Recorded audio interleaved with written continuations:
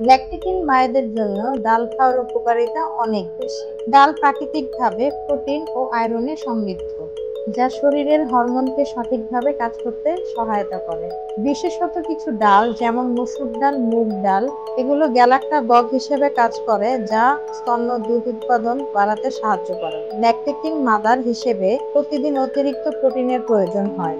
ডাল নিরামিষ প্রোটিনের অন্যতম উৎস, যা শিশুর বৃদ্ধিতেও সহায়ক।